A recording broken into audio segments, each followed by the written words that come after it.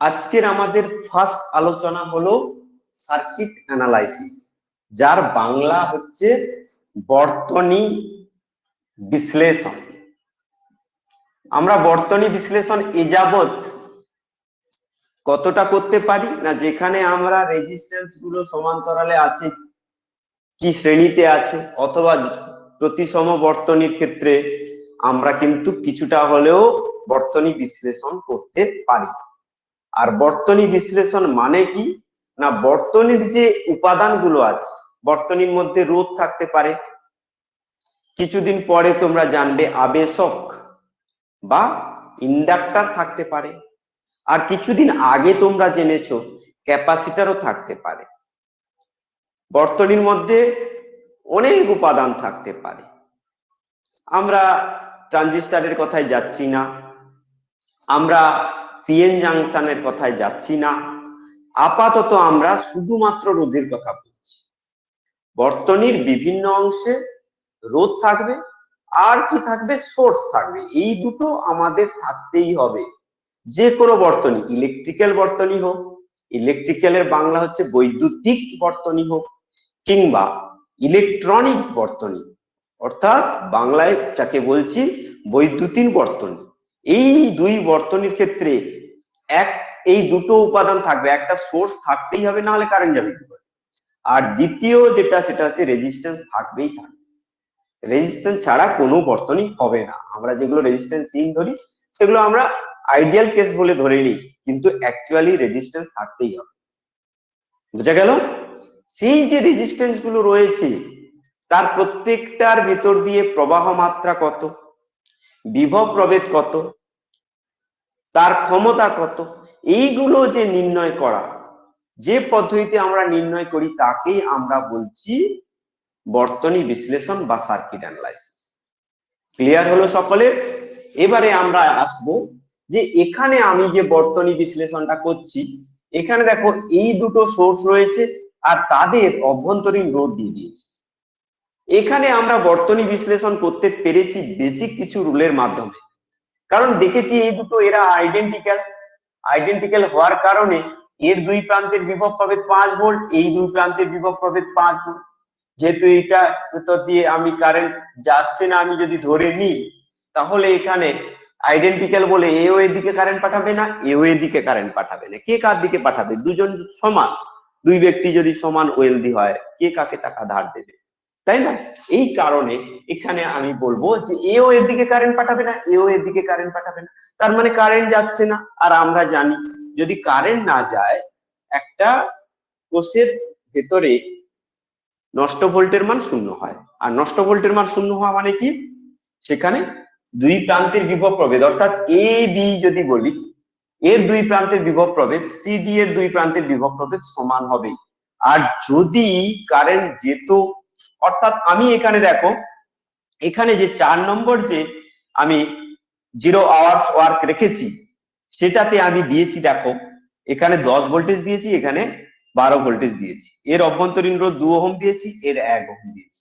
এখানে কিন্তু আমি বলতে পারছি না যে এ কোন দিকে কারেন্টটা যাবে, এ এদিকে কারেন্ট পাঠাবে না এ এদিকে কারেন্ট পাঠাবে, কোন দিকে কারেন্ট যাবে এটা কিন্তু আমি বলতে পারছি না। বেসিক যে রুল গুলো আমরা এতদিন পর্যন্ত শিখেছি তাতে আমরা কিন্তু এটা বলতে পারছি না, কিন্তু এখানে বলতে পারছি যে কারেন্ট যাবে না। এই কারণে এর দুই প্রান্তে বিভব প্রভেদ 5 ভোল্ট, এর দুই প্রান্তে বিভব প্রভেদ 5 ভোল্ট। তাহলে আলটিমেটলি এটা যদি পি কিউ হয়, পি কিউ এর দুই প্রান্তের মধ্যে বিভব হলো 5 ভোল্ট, এই জন্য তুল্য তড়িৎচালক বল হয়েছে এখানে 5 ভোল্ট। তারপরে আমরা আসবো এখানে এই যে দুটো, এখানে আমি যদি পি কিউ থেকে দেখি, আমরা যখন অ্যাক্রসে বলি, আমরা কোন দুটো বিন্দুর অ্যাক্রসে তুল্য রোধ জানতে চাই, সেটা কিন্তু ফ্যাক্টর।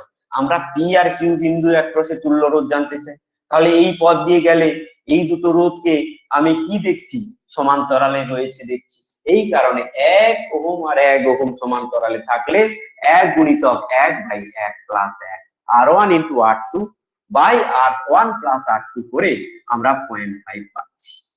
সেটাই আমরা এখানে লিখেছি। তাহলে একদম বেসিক রুল গুলো থেকে আমরা এইটা পেলাম, এইটা অ্যানালাইসিস করতে পারলাম। এবারে এখানে কি অ্যানালাইসিস করব, দ্বিতীয়টাতে আমরা একেবারে রোধের সমবায়কে কাজে লাগিয়েছি। প্রথমে আমরা এই দুটো রোধকে সমান্তরাল সমবায় আছে বলে ধরেছি, তাদের তুল্য রোধ আমরা 2 ওহম পেয়েছি। তারপরে আমার এইটা আর এইটা শ্রেণীতে আছে, এই পুরো রোধটাকে একটা রোধ ধরলে, এই রোধটাকে আরেকটা রোধ ধরলে, এই দুটো রোধ শ্রেণীতে রয়েছে, তাদের তুল্য রোধ আমরা পেয়ে গেছি। তারপরে আমরা কি করেছি না, পুরো যে বর্তনী তার তুল্য রোধ তাকে দিয়ে আমরা ভাগ করেছি। কাকে ভাগ করেছি না, মোট তড়িৎ চালক বলকে। মোট তড়িৎ চালক বলকে আমরা পুরো বর্তনী তুল্য রোধ দিয়ে ভাগ করলে যেটা পাচ্ছি সেটা হলো 3, অর্থাৎ 3 অ্যাম্পিয়ার মূল প্রবাহ যাচ্ছে, এই দিক দিয়ে 3 অ্যাম্পিয়ার যাচ্ছে। তারপরে আমরা কি করেছি, আমরা জানি যে ওহমের সূত্র থেকে আমরা জানি I সমানুপাতিক V/R। এর দেখো এরা সমান্তরাল সমবায় আছে, দুজনের দু প্রান্তের বিভব প্রভেদ তাহলে কি হবে না, সমান হবে। এই কারণে I সমানুপাতিক, আমি যেহেতু এটা কনস্ট্যান্ট, I সমানুপাতিক 1/R, অর্থাৎ R এর সঙ্গে I ব্যস্তানুপাতিক সম্পর্ক। তাহলে এখানে আমরা লিখতে পারবো I1 I2 সমান 1/6 1/3। এই ফর্মুলাটা তোমরা যাবে সব সময়, তাহলে আর ভাবতে হবে না তোমাদেরকে বেশি। I1 I2 সমান দেখো 1/R1 1/R2, সেটা করলে আমরা পাবো কি, 6 দিয়ে গুণ করলে 1:2। তাহলে এদিক দিয়ে কারেন্ট যাবে 1 ভাগ, এদিক দিয়ে কারেন্ট যাবে 2 ভাগ। এখানে আছে মোট 3 অ্যাম্পিয়ার, তার মানে এদিক দিয়ে যাবে 1 অ্যাম্পিয়ার আর এদিক দিয়ে যাবে 2 অ্যাম্পিয়ার। এই যে সিম্পল বর্তনী, এই সিম্পল বর্তনীগুলোকে আমরা সিম্পল ভাবে কিন্তু অ্যানালাইসিস করতে পারছি। দেখো এর দু প্রান্তে বিভব এবার পেয়ে যাব 24 ভোল্ট, এর দু প্রান্তে বিভব পেয়ে যাব কত, 6 গুণিতক 1 6 ভোল্ট, এর দু প্রান্তে বিভব পেয়ে যাব কত, 3 গুণিতক 2 6 ভোল্ট। তাহলে পুরো বর্তনীটা আমার বিশ্লেষণ হয়ে গেল। ভি যেহেতু জানি, আই জানি, ভি আর আই গুণ করে দেবো, তাহলে এখানে 24 গুণিতক 3 72 ওয়াট এখানকার ক্ষমতা হবে। তাহলে সব জায়গার ক্ষমতা বের করতে পারবো। এই রকম বিষয়গুলোকে আমরা বলছি বর্তনী বিশ্লেষণ। কেমন? কিন্তু এইগুলোকে, এই ধরনের বর্তনী, আমি যে দুটো পরের যে বর্তনী দিয়েছি, তোমরা ভাবো তো এই রকম ভাবে, এই দুটো ভাবে, এই দুটো উপায়ে কি আমরা বিশ্লেষণ করতে পারবো? আমরা কি পারবো? কখনো পারবো না। তার জন্য আমাদের করতে হবে কি না, হচ্ছে কারশফের সূত্র অ্যাপ্লাই করতে হবে। অনেক রকম তড়িৎ বিশ্লেষণ আছে, তড়িৎ বর্তনীর বিশ্লেষণ কিন্তু অনেক পদ্ধতি আছে। তার মধ্যে আমাদের সিলেবাসে যেটা রয়েছে, যেটা সবচেয়ে ইম্পর্টেন্ট, সেটা হলো কি কেভিএল এবং কেসিএল। কেসিএল এবং KVL, Kirchhoff current law, Kirchhoff voltage law, কারশফের প্রবাহ মাত্রা সূত্র, কারশফের বিভব প্রভেদের সূত্র। এই দুটোকে জাংশন রুল এবং লুপ রুল বলে। কেন বলে সেটাতে আমি আসবো। তার আগে আমি বর্তনী বিশ্লেষণ কি এইটা তোমাদেরকে লিখে ফেলতে বলবো। আমরা কি দেখতে পাচ্ছি, বর্তনী বিশ্লেষণ, সার্কিট অ্যানালাইসিস। কাকে বলে সার্কিট অ্যানালাইসিস? যে পদ্ধতির সাহায্যে একটি বর্তনীর বিভিন্ন অংশ, সেই বিভিন্ন অংশ কি কি হতে পারে, রেজিস্ট্যান্স হতে পারে, ক্যাপাসিটর হতে পারে, ইন্ডাক্টর হতে পারে, অনেক কিছু হতে পারে, সেইটাকে আমি এক কথায় লিখলাম কি বিভিন্ন অংশের প্রবাহ মাত্রা, বিভব প্রভেদ, ক্ষমতা ইত্যাদি, আরো অনেক কিছু, তাপমাত্রা, তাপ, উৎপন্ন তাপের পরিমাণ, এই সমস্ত আমরা নির্ণয় করতে পারি। সেইগুলোকে নির্ণয় করা হলে সেইটাকে আমরা বলছি বর্তনী বিশ্লেষণ বা সার্কিট অ্যানালাইসিস। কেমন? এবারে সার্কিটের যে অংশগুলো থাকে, সেই অংশগুলোকে আমরা একটা সার্কিটের সাহায্যে দেখাবো। যে কোনো একটা সার্কিট আঁকবো, সার্কিট এঁকে আমরা বিভিন্ন অংশগুলো দেখাবো। এখানে যে ছোট্ট করে সার্কিটটা আঁকা হয়েছিল তোমাদের ভিডিওতে দেখতে সুবিধা হওয়ার জন্য এটাকে আমি আরেকটু বড় করে আঁকছি। এইরকম একটা সার্কিট আমি আঁকলাম। এখানে আমি 10 ভোল্ট দেব, এখানে আমি 5 ভোল্ট দেব, এখানে 10 ওহম দেব, এখানে 20 ওহম দেব, 20 ওহম না, দরকার নেই, কারণ 15 ওহম দেব, এখানে 20 ওহম দেব। এবারে আমরা এই সার্কিটটার কি কি জায়গা পাচ্ছি, সার্কিট এলিমেন্টস গুলো কি কি আমরা বলবো। এই সার্কিট এলিমেন্টস গুলো কি কি আছে এখানে, কেউ বলতে পারবে?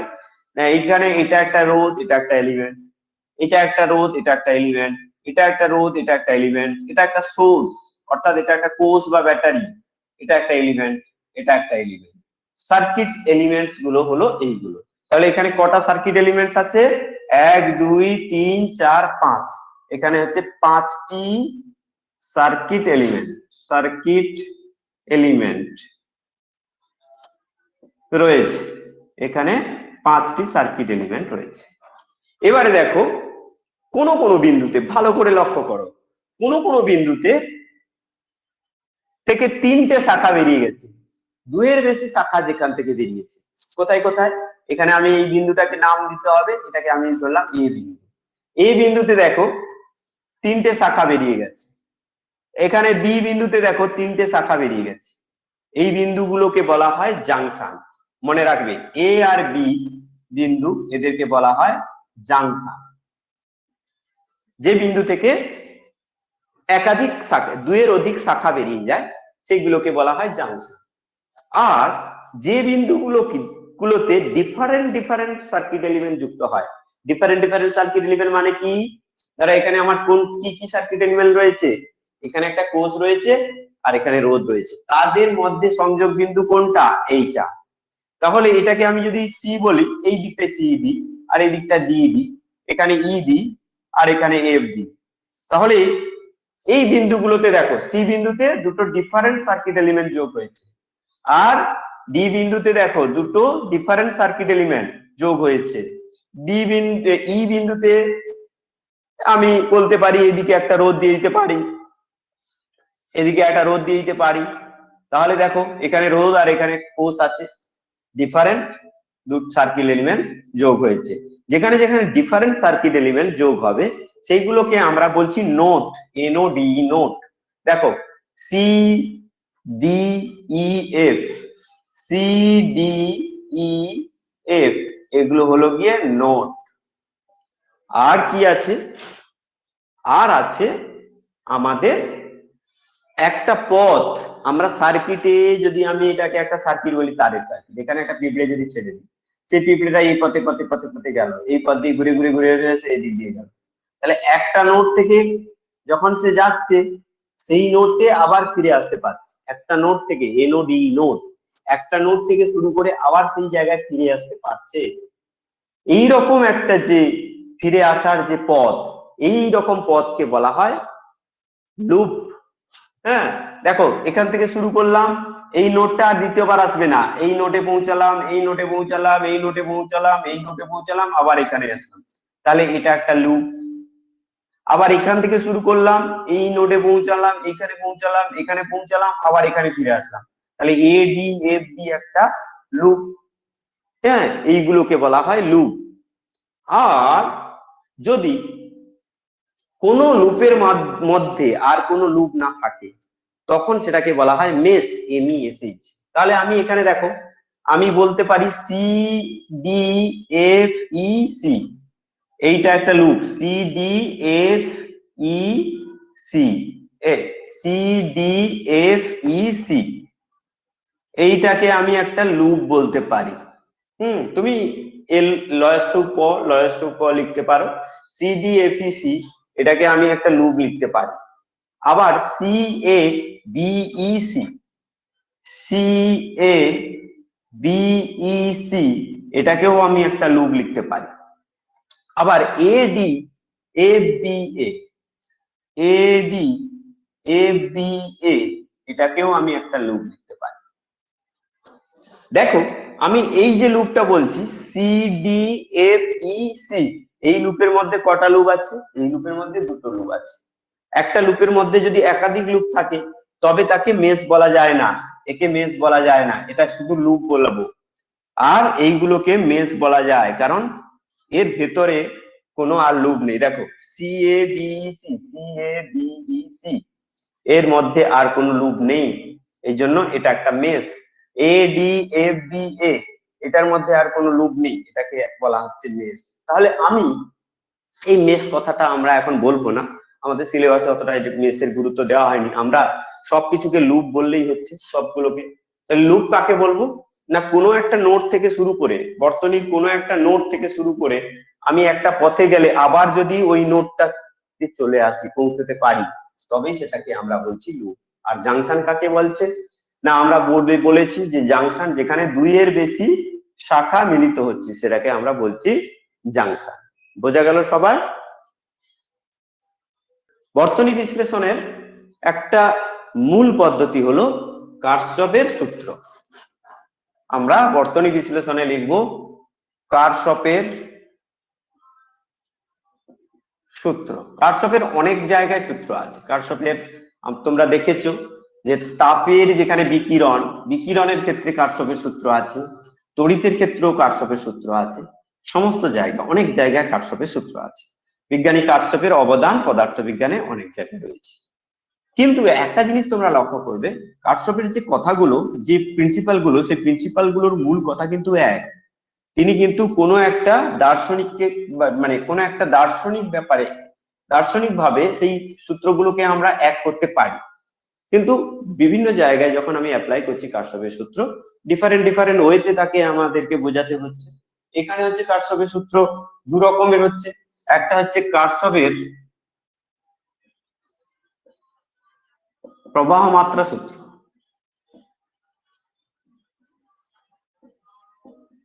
বা KCL, কারশফ কারেন্ট ল। এছাড়াও এটাকে বলা হয় জাংশন রুল। জাংশন রুল কেন একে জাংশন রুল বলা হয় আমি আসছি। প্রথমে আমরা প্রবাহ মাত্রা সূত্র এটা হয় আমরা জানলাম। 2 নম্বর যেটা হয় সেটা হচ্ছে কারশফের ভোল্টেজ সূত্র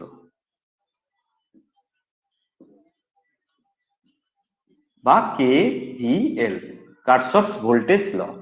কারশফ বানানটা আমি লিখে দিই তোমাদের, CKIR, তোমরা জানো CHOFFS, কারশফস ল। কিরচফ বলে অনেকে, কোনো অসুবিধা নেই, যে যেটা বলবে তাতে প্রতিবাদ করার কিছু নেই। কারশফ, কিরচফ, যে যেটা খুশি বলতে পারে। কারশফের ভোল্টেজ সূত্র, আর এটা হচ্ছে লুপ রুল। এটাকে বলা হয় লুপ রুল। মনে থাকবে তোমাদের কেন বলা হয় লুপ রুল, জাংশন রুল, সেটাতে আসবো। তার আগে আমি বলেছি, একটা কথা বলেছি, তোমরা নিশ্চয়ই সেটাকে মাইন্ড করেছো, দেখেছো, বুঝেছো, যে আমি বলেছি যে কারশফের যে সূত্রগুলো সেগুলোর একটা নির্দিষ্ট কথা আছে। কারশফ কিন্তু আলাদা করে সূত্রগুলো বলেছেন ঠিকই, কিন্তু একটা নির্দিষ্ট কথা আছে। সেখানে বলেছিলেন কি যে উত্তম বিকিরক কি উত্তম শোষক, উত্তম শোষক কি উত্তম বিকিরক বলেছিলেন। আর এখানে তিনি যে সূত্রগুলো নিয়ে এলেন এটা হচ্ছে সার্কিট অ্যানালাইসিসের কাজে লাগলো, কিন্তু সেই সূত্রগুলোর কথা কোথা থেকে এলো? না, এটা হচ্ছে এই যে সূত্রটা এসছে এটা হচ্ছে from the conservation of charge, আধানের সংরক্ষণ সূত্র থেকে আমরা এই সূত্রটা পাই। আধানের সংরক্ষণ সূত্র থেকে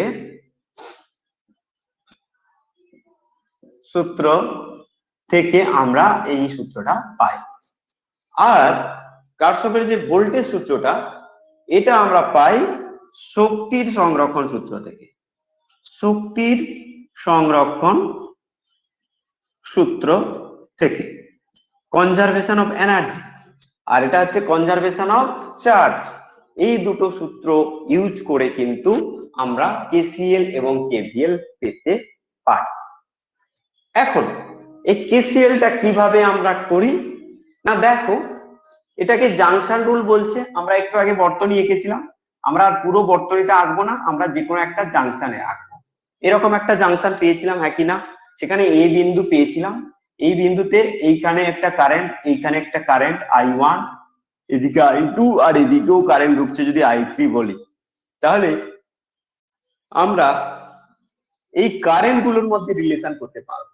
অর্থাৎ যে কোনো দুটো কারেন্ট যদি আমরা জানতে পারি, দ্বিতীয় কারেন্টটার ভ্যালুও জানতে পারবো। কোন সূত্রের সাহায্যে? না, কারশফের সূত্রের সাহায্যে, কারশফ কারেন্ট ল সাহায্যে। সূত্রটা কি না বলেছেন, কারশফ বলেছেন যে একটা বিন্দুগামী অর্থাৎ একটা জাংশনগামী সকল প্রবাহ মাত্রার বীজগাণিতিক সমষ্টি শূন্য হয়। কথাটাকে একটু ব্যাখ্যা করে নিতে হবে, যে এখানে ধরো 10 অ্যাম্পিয়ার ঢুকছে, এখানে ধরো 5 অ্যাম্পিয়ার ঢুকছে, তাহলে এখানে কি হবে? -15 অ্যাম্পিয়ার ঢুকবে। তাহলেই হবে, দেখো 10 + 5 - 15 শূন্য হবে। ঠিক বলেছি? হ্যাঁ, বীজগাণিতিক সমষ্টি শূন্য হবে। মানে কি, এখানে ঢুকছে -15 অ্যাম্পিয়ার, তার মানে অ্যাকচুয়ালি কি? অ্যাকচুয়ালি এখান থেকে কারেন্টটা বেরিয়ে আসতে হবে। কোনো জাংশনের কোনো বিন্দুতে কোনো আধান জমা হতে পারে না। এখানে যদি 10 কুলম আধান ঢোকে 1 সেকেন্ডে, এখানে যদি 5 কুলম আধান ঢোকে, তাহলে সেই আধানটা কি এখানে জমা হবে? আধানটা সবসময় কি হবে না, উল্টো দিকে এখানে 15 কুলম আধান বেরিয়ে যাবে। কারণ আমরা জানি কোনো জাংশনে আধান জমা থাকতে পারে না। আধানের সংরক্ষণ সূত্র থেকে এই কারণে আমরা বলতে পারি যে 1 সেকেন্ডে যদি এখানে 10 কুলম আধান আসে, 1 সেকেন্ডে যদি এখানে 5 কুলম আধান আসে, আর 1 সেকেন্ডে যদি এখানে 15 কুলম আধান আসে, তাহলে আমি বলবো এখানে 10 অ্যাম্পিয়ার কারেন্ট ঢুকছে, এখানে 5 অ্যাম্পিয়ার কারেন্ট ঢুকছে, এদিকে ঢুকছে, এদিকে ঢুকছে, তাহলে এদিকে বেরোবে 15 অ্যাম্পিয়ার কারেন্ট। এবার বুঝতে পারলে কিনা বলো? কেউ একজন বলো বুঝতে পেরেছো? একজন বললেই আমি বুঝে নেবো মোটামুটি তোমরা বুঝতে পেরেছো। কেমন? আধানের সূত্র থেকে, আধানের সূত্র থেকে কিন্তু আমরা, আধানের সংরক্ষণ সূত্র থেকে কিন্তু আমরা কারশ্যাফের কারেন্ট লটা পাই। এবার আমাদের লিখে ফেলতে হবে, কারণ আমাদের পরীক্ষায় আসবে কারশ্যাফের কারেন্ট প্রবাহ মাত্রা সূত্রটি লিখো, তখন তো আমাদেরকে লিখতে হবে। তাহলে আমরা কি বলবো? তাহলে আমরা এটাকে যেমন আমরা প্রথমে লিখেছিলাম, একটা জাংশন এ, এই জাংশনের বিন্দুগুলোতে প্রবাহ মাত্রা ঢুকছে I1, I2 আর I3 ঢুকছেই বলে দেখাবো। তাহলে কোনো একটি, কোনো বর্তনীর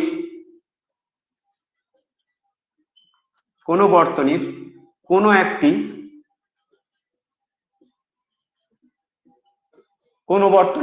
একটি জাংশনে, বাংলায় লিখবে জংশনে, কোন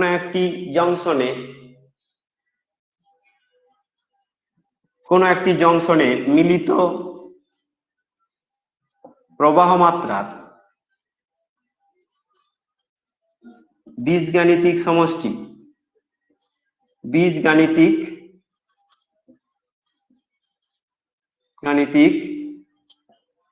সমষ্টির মান 0 হবে। এইটা হলো KCL। এবারে তুমি বলবে এই চিত্র অনুযায়ী একটা চিত্র নম্বর দিয়ে দেবে, চিত্র নম্বর 1, চিত্র 1, 1 নম্বর চিত্র অনুযায়ী এখানে চিত্র 1 অনুযায়ী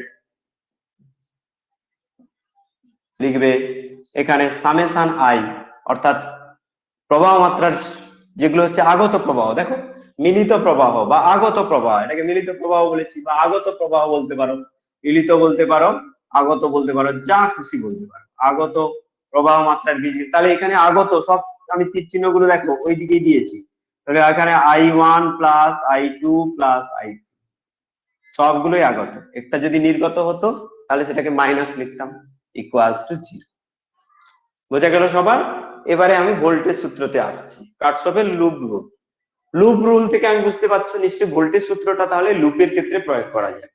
একটা লুপ আমরা নিয়ে নেব, আমরা এখানে এরকম করে একটা লুপ নেব, এরকম একটা যদি ব্যাটারি থাকে, আমি অন্য কি আছে না আছে আমার জানার দরকার নেই, আমি এখানে একটা ছোট্ট করে লুপ নেব ABCDA, ঠিক আছে? এইখানে EMF ব্যাটারি যুক্ত করা আছে, যার পজিটিভ প্রান্তটা এদিকে, নেগেটিভ প্রান্তটা এদিকে। আর এখানে আমার দেখা যাক, এখানে ধরো আর রোধ আছে, তার মধ্য দিয়ে কারেন্ট যাচ্ছে I। এবার তুমি বলো তো, এখানে যদি কিউ পরিমাণ আধান ব্যাটারির ভেতর দিয়ে যায়, তাহলে এদিক দিয়েও কিউ পরিমাণ আধান যাবে, ইয়েস অর নো? কিউ পরিমাণ আধান গেলে, এই ব্যাটারির মধ্য দিয়ে কিউ পরিমাণ আধান গেলে মোট শক্তির খরচ কত?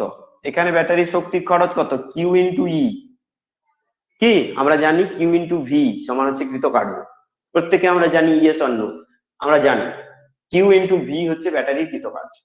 তাহলে এখানে ব্যাটারির ভেতর দিয়ে যখন ব্যাটারির রাসায়নিক শক্তিটা তড়িৎ শক্তিতে রূপান্তরিত হচ্ছে, তখন কিছু শক্তির ব্যয় হচ্ছে, মানে শক্তির ট্রান্সফার হচ্ছে, তাই না? সেই শক্তির ট্রান্সফার হচ্ছে, এখানে এই কিউ ইন্টু ই পরিমাণ শক্তি তড়িৎ শক্তিতে রূপান্তরিত হয়েছে, সেই শক্তিটা এখানে ব্যবহার হবে, বর্তনীতে খরচ হয়ে যাবে। তাহলে এখানে শক্তিটা আই হলো কিউই, সেইটা হবে খরচ। দেখো খরচ হয় কত না, তোমরা জানো I² ইন্টু আর, প্রতি সেকেন্ডে যে খরচ, হ্যাঁ প্রতি সেকেন্ডে যে খরচ সেটা হচ্ছে I² ইন্টু RT। মনে আছে কিনা বলো জুলের সূত্র থেকে? সবাই বলো, কিউ ইন্টু ই সমান I² ইন্টু RT। তাহলে দেখো এখানে কিউ ইন্টু ই সমান আমি লিখতে পারি কি, I ইন্টু আর ইন্টু টি। লিখতে পারি। এবার এই আইটিটাকে আমি একদিকে লিখবো, আই ইন্টু টি একদিকে লিখবো, আর আই ইন্টু আর কে আরেকদিকে লিখবো। সবাই দেখতে পাচ্ছ তো ভালো করে? দেখো কিউ ইন্টু ই সমান আই স্কোয়ার আর টি, এটা বুঝতে পেরেছো সবাই? একটু ছোট হয়ে গেছে কারণ এটা আমি লিখেছি অনেকটা জায়গা জুড়ে, কিন্তু ছোট হয়ে গেছে, কিন্তু দেখতে পাচ্ছ আশা করি। কিউ ইন্টু ই, এই ব্যাটারির মধ্যে যে শক্তিটা আমরা পেলাম, আর এখানে বর্তনীতে যে শক্তিটা দিলাম, ও সরি এই জন্য হয়তো তোমরা চুপ করে আছো, এখানে একটাই আর দেবো, বেশি আর দিয়ে লাভ, একটাই আর দেবো, আই স্কোয়ার আর টি, এখানে শক্তি আমরা পাচ্ছি। তাহলে কিউ ইন্টু ই সমান হবে I square into R into T, তাহলে I into R into T, তাহলে I into R into T. এবার এই টিটাকে আমি এদিকে নিয়ে চলে আসলাম, এই আই টিটা হচ্ছে কিউ ইন্টু ভি। তাহলে দেখো এই কিউ কিউ কেটে গেলে কি হবে, ই মাইনাস ভি, দেখো এখানে কি পাবো, ই মাইনাস ভি সমান 0। এটাকেই আমরা বলছি, তাহলে এখানে শক্তির সংরক্ষণ সূত্রকে কাজে লাগিয়ে আমরা কি পেলাম, এই যে বর্তনীটা, এই বর্তনী, এটা কিন্তু পরীক্ষায় আসে, প্রমাণ করতে হয়, অনেক সময় দিয়ে দিলে তোমাকে লিখতে হবে, এই জন্য বি কেয়ারফুল। এখানে বলবে যে একটা বর্তনীর টোটাল ভোল্টেজ ডিফারেন্সের summation of voltage differences in all circuit element for a loop. একটা লুপের সমস্ত সার্কিট এলিমেন্টের যে বিভব পতনগুলো, সেই বিভব পতনগুলোর বীজগাণিতিক সমষ্টি, এটাকে আমরা লিখবো কি, এই ই মাইনাস ভি থেকে আমরা কি লিখবো, সামেশন ভি সমান হচ্ছে ডেল্টা ভি সমান 0।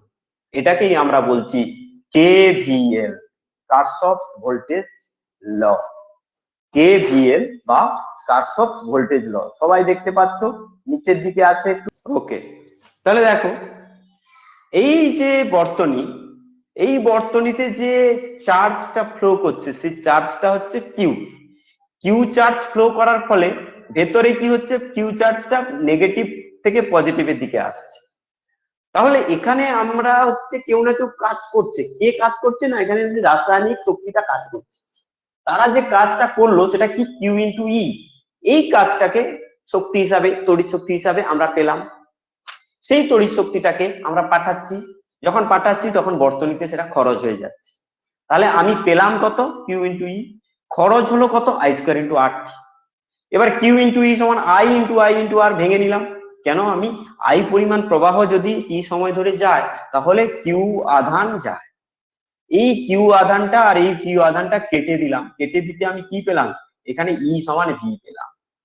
এখানে অভ্যন্তরীণ রোধ সব বাদ দিয়ে হিসাব করে আমাদের দেখানোটা এখানে কাজ, সিম্পলিফাইড ফর্মে দেখাতে পারলে সেটা অন্য ক্ষেত্রেও অ্যাপ্লিকেবল হবে। এটা তো শক্তি সংরক্ষণ সূত্র, তাহলে শক্তি সংরক্ষণ সূত্র থেকে আমরা পেলাম কি, ই সমান ভি, এখানে ই মাইনাস ভি সমান 0। অর্থাৎ এখানে যে বিভব পতন আর এখানকার যে বিভব পতন, অর্থাৎ একটা লুপের বিভিন্ন অংশের মধ্যে যে বিভব পতনের যোগফল, সেই যোগফলটার মান 0 হয়, এটাই কারশফের সূত্রে বলা হয়েছে। এবার কারশফের সূত্র শক্তি সংরক্ষণ সূত্র থেকে পেলাম, কোন সূত্রটা পেলাম না, কারশফের ভোল্টেজ সূত্রটা আমরা শক্তি সংরক্ষণ সূত্র থেকে পেলাম। ভোল্টেজ সূত্রটা কি এবার আমরা লিখে ফেলব, হ্যাঁ, এটা হচ্ছে শক্তির সংরক্ষণ সূত্র থেকে পাই, আধানের সংরক্ষণ সূত্র থেকে পাই, এইটা তোমরা ব্র্যাকেটে লিখে রাখবে, বিভিন্ন এমসিকিউ বা ছোট ছোট প্রশ্নে এগুলো আসবে, কোন সূত্র থেকে আমরা পাই। এবারে আমরা লিখে ফেলবো এর যে স্টেটমেন্টটা, যে কোন বর্তনীর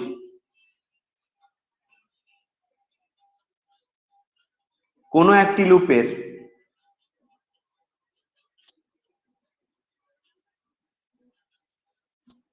বিভিন্ন অংশের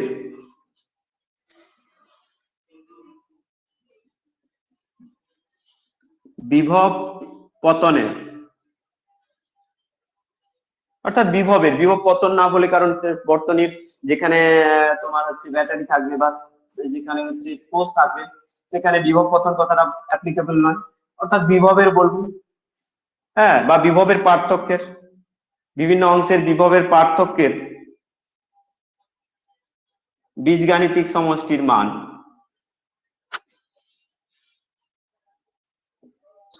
মান শূন্য হয়, এটা আমরা লিখে ফেলবো। এবারে আমরা এখানে আমরা ছোট্ট করে একটা আমাদের সার্কিট করতে হবে, এরকম একটা সার্কিট আমরা করব, যে সার্কিটটা আমরা প্রথম থেকে দেখাচ্ছি। এরকম একটা সার্কিট, এখানে 10 ভোল্ট দিয়ে দেবো, এখানে 5 ওহম দিয়ে দেবো, এখানে 10 ওহম দিয়ে দেবো, এখানে 20 ওহম দিয়ে দেবো, এখানে 20 ভোল্ট দিয়ে দেবো, এরকম একটা সার্কিট। হুম, এইরকম একটা সার্কিটের যে কোনো একটা loop A B C D A, এই লুপের মধ্যে কি হবে, এখানে ডেল্টা ভি আছে, এখানে ডেল্টা ভি আছে, এখানে ডেল্টা ভি আছে। দেখো এখানে কটা ডেল্টা ভি আছে, লুপটা দেখতে পাচ্ছ, এ বি সি ডি এ, এই যে লুপটা তোমরা দেখতে পাচ্ছ, এই লুপটাতে কটা বিভব পার্থক্যের সৃষ্টি হচ্ছে, এখানে ব্যাটারির কারণে একটা বিভব পার্থক্যের সৃষ্টি হচ্ছে ডেল্টা ভি, এখানে রোধের কারণে একটা ডেল্টা ভি সৃষ্টি হচ্ছে, আর এখানে একটা ডেল্টা ভি সৃষ্টি হচ্ছে। এই তিনটে ডেল্টা ভির যোগফল অর্থাৎ summation delta V equals to 0, summation delta V equals to 0, এটাই হলো কার্শফের ভোল্টেজ সূত্র যে কোনো লুপের ক্ষেত্রে। এই লুপটার ক্ষেত্রে কি আছে, এখানে একটা ডেল্টা ভি আছে, এখানে একটা ডেল্টা ভি আছে, এখানে একটা ডেল্টা ভি আছে, এই তিনটে ডেল্টা ভির যোগফল হবে 0। আবার যদি আমি এইটাকে লুপ নিই, এ বি সি ডি, এখানে ই এফ দিয়ে দিলাম, A B E F D A, এই যে লুপটা, পুরো লুপটা, এখানে কটা দেখো, এখানে একটা ভোল্টেজ, এখানে একটা ভোল্টেজ, এখানে একটা ভোল্টেজ, এখানে একটা, চারটে ভোল্টেজের যোগফল, সেখানে আমরা 0 পাবো। এইটাই হলো কার্শফের ভোল্টেজ সূত্র। এখানে একটা জাংশন রয়েছে, এইদিকে 3 অ্যাম্পিয়ার আসছে, এইদিকে 5 অ্যাম্পিয়ার আসছে, তাহলে এইদিকে কারেন্ট কত? তাহলে বলবো যে কেসিএল প্রয়োগ করে পাই -8 হবে। ভেরি গুড, কেসিএল প্রয়োগ করে পাই 3। দেখো আগত কারেন্টকে আমি পজিটিভ ধরবো, নির্গত কারেন্টকে আমরা নেগেটিভ বলবো, আগত কারেন্ট পজিটিভ ধরলাম, এটা আগত কারেন্ট পজিটিভ ধরলাম, এটা আগত কারেন্ট আমার দেখাচ্ছে, চিহ্নটা দেখাচ্ছে, কিন্তু অ্যাকচুয়ালি চিহ্নটা উল্টো দিকে হবে, সেটা আমার তো জানা দরকার নেই, আমাকে যা চিহ্ন দিয়েছে আমি সেটাই লিখব, করে আমি পাবো -8। তাহলে এখানে অ্যাকচুয়াল কি হবে, যতটা কারেন্ট ঢুকছে, মোট কারেন্ট ঢুকছে হচ্ছে 8 অ্যাম্পিয়ার, বেরোচ্ছে 8 অ্যাম্পিয়ার, তাহলে অ্যাকচুয়ালি হবে এইটা, -8 ঢুকছে মানে কি, বেরোচ্ছে 8 অ্যাম্পিয়ার, তাহলে এখানে 8 অ্যাম্পিয়ার কারেন্ট বেরোচ্ছে। ভেরি গুড, তাহলে আমরা বুঝতে পারলাম যে কারেন্টের চিহ্ন, আই এর সাইন, এবার আই এর সাইন বলে দেবো, চিহ্ন এখানে আমাদেরকে লিখতে হবে, যদিও কারেন্ট ভেক্টর রাশি নয়, কারেন্ট স্কেলার রাশি, তাও আমাদের এখানে কারেন্টের চিহ্ন আমরা লিখতে হবে, বীজগাণিতিক সমষ্টি যেহেতু বলেছে এখানে চিহ্ন দিতে হবে।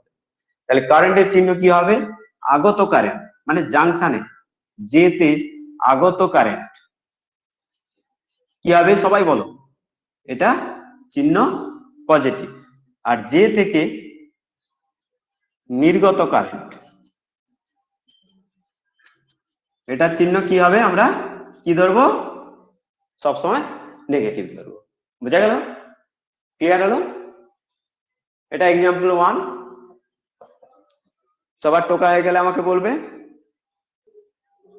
ফার্স্ট আমি এই জাংশনটার কথা বলবো, এই জাংশনে কি হবে না, ঢুকছে 5 +5, বেরোচ্ছে 3 -3, আবার বেরোচ্ছে, আমি ধরে নিয়েছি বেরোচ্ছে বলে I1 সমান 0, তাহলে অ্যাট জাংশন এ, জাংশন এ তে, at junction A 5 - 3 + I1, sorry বেরোচ্ছে মানে -I1, সেইটা হবে I1 = 2 অ্যাম্পিয়ার।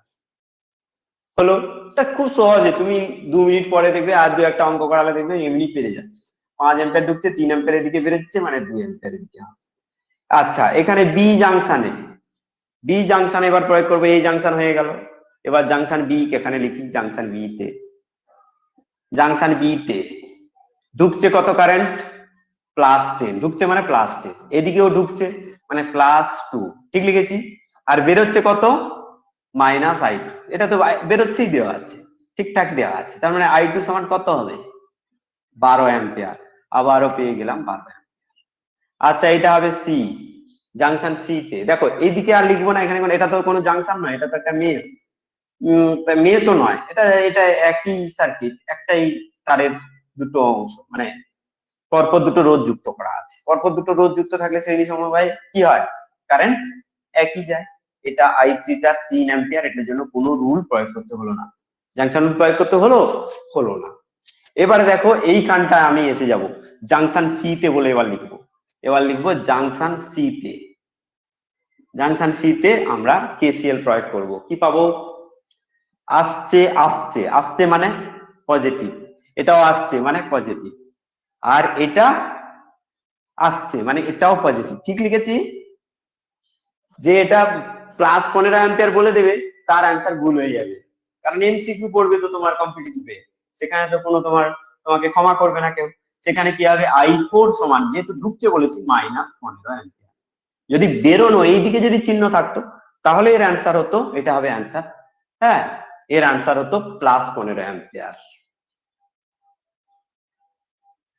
কেভিএল প্রয়োগ করতে হলে তোমাদেরকে কয়েকটা স্টেপ মনে রাখতে বলবো, অনেকগুলো স্টেপে কাজ করতে হবে। প্রথমে তোমাকে একটা লুপ তোমাকে খুঁজতে হবে। ফার্স্ট স্টেপ, লুপ খোঁজো। না, ফার্স্ট স্টেপ হচ্ছে, হ্যাঁ, ফার্স্ট স্টেপে হচ্ছে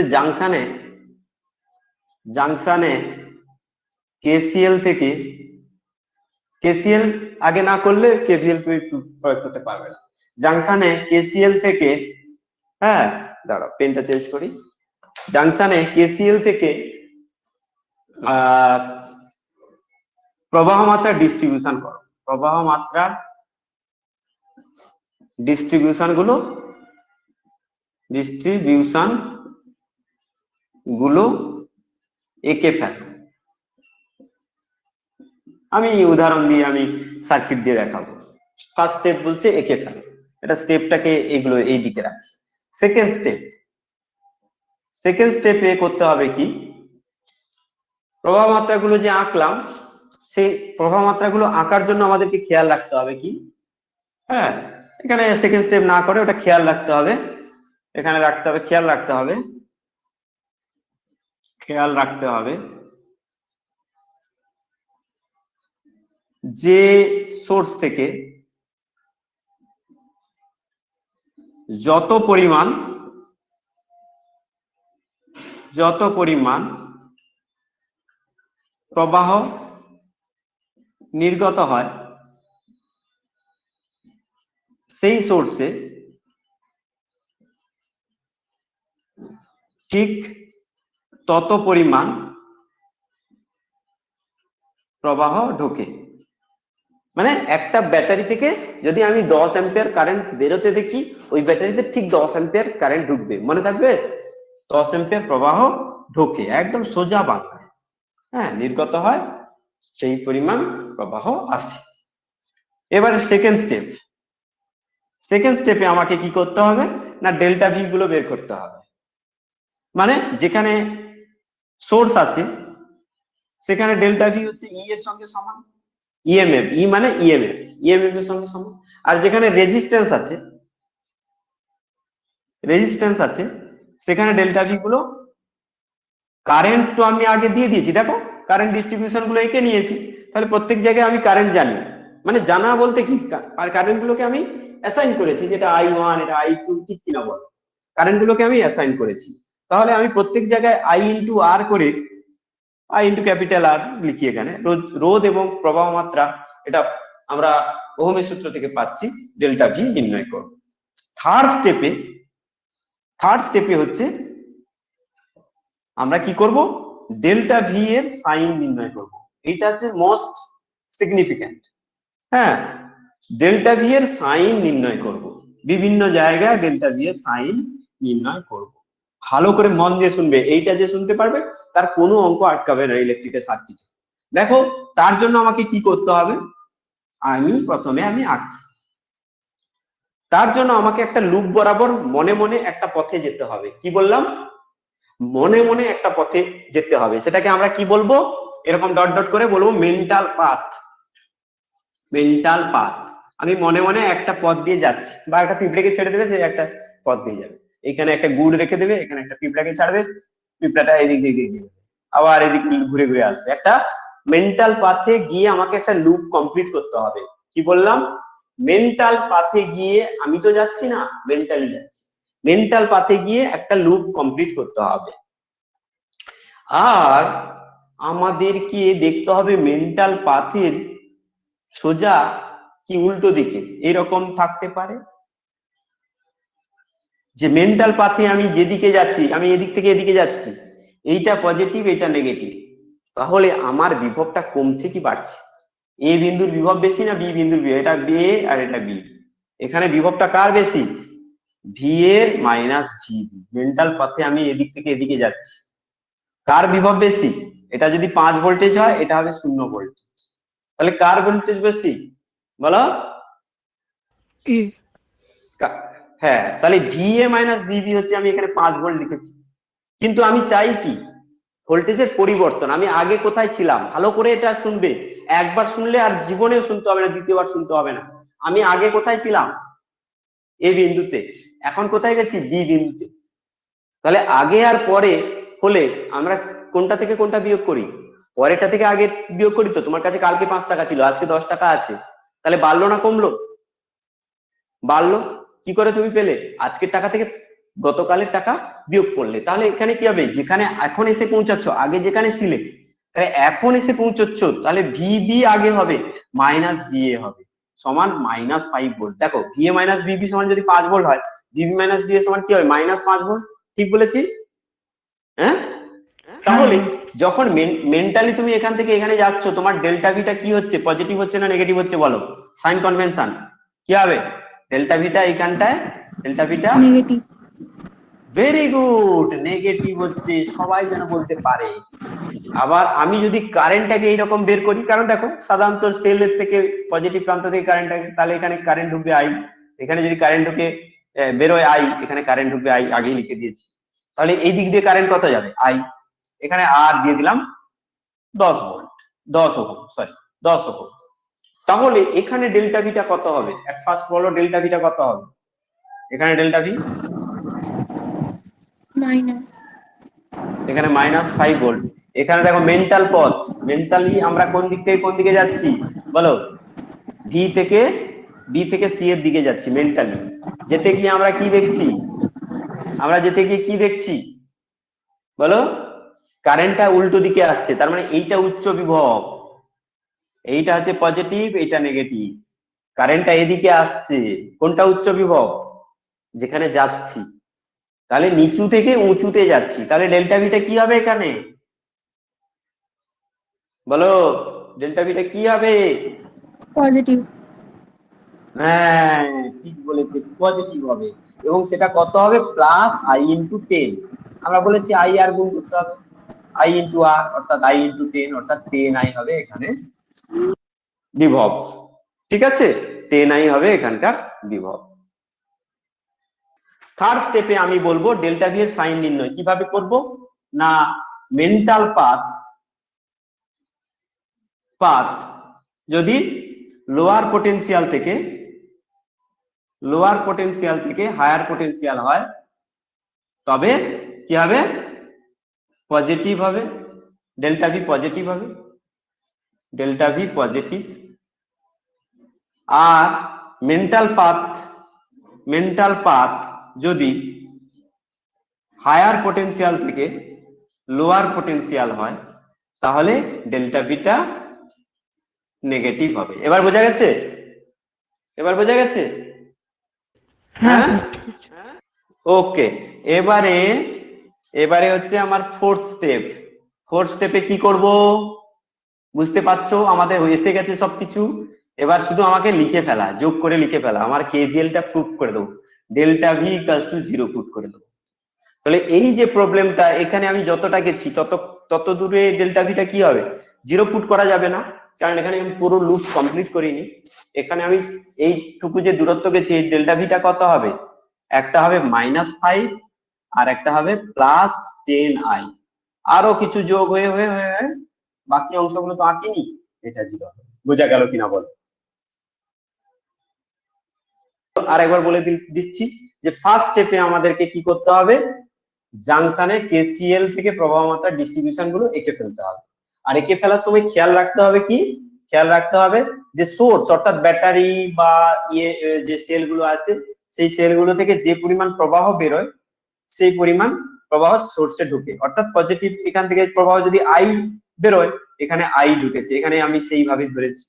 এবার সেকেন্ড স্টেপে বলছি কি, সোর্সের যে বিভব প্রভেদ সেটাকে আমি ইএমএফ এর সঙ্গে সমান ধরবো, আর রেজিস্ট্যান্সের যে বিভব প্রভেদ তার ভ্যালুটা আই ইন্টু আর, তার সাইন এখানে আমি দিইনি। তারপরে থার্ড স্টেপে আমরা সাইন নির্ণয় করছি। হ্যাঁ, যখন আমরা এটা লিখে ফেলবো, প্রথমে ই আর এখানে হচ্ছে, যখন এই জায়গাটা ই পাবো, ইএমএফ পাবো, আর এই জায়গাটায় হচ্ছে রেজিস্ট্যান্স আছে, যেখানে রেজিস্ট্যান্স আছে সেখানে আই ইন্টু আর গুণ করবো। তারপরে আমরা যাবো কি সাইন নির্ণয় করতে গিয়ে, থার্ড স্টেপে আমরা ডেল্টা ভি এর বিভিন্ন জায়গায় সাইন নির্ণয় করব। ডেল্টা ভি এর সাইন নির্ণয় করার জন্য আমরা কি করব, বর্তনীর যে কোনো একটা নোড থেকে শুরু করে আমরা একটা মেন্টাল পাথে একটা লুপে কমপ্লিট করব। লুপে ঘুরতে গিয়ে আমরা দেখবো মেন্টাল পাথে যখন যাচ্ছি, হায়ার ভোল্টেজ থেকে যখন লোয়ার ভোল্টেজে যাচ্ছি, লোয়ার পটেনশিয়াল থেকে যখন হায়ার পটেনশিয়ালে যাচ্ছি, তখন ডেল্টা ভিটাকে পজিটিভ লিখবো। অর্থাৎ ডেল্টা ভি যে ভ্যালুটা আসবে সেটা সংখ্যায় আসতে পারে, বা আই ইন্টু একটা সংখ্যায় আসতে পারে, যাই আসুন না কেন তার সামনে একটা পজিটিভ সাইন দেবো।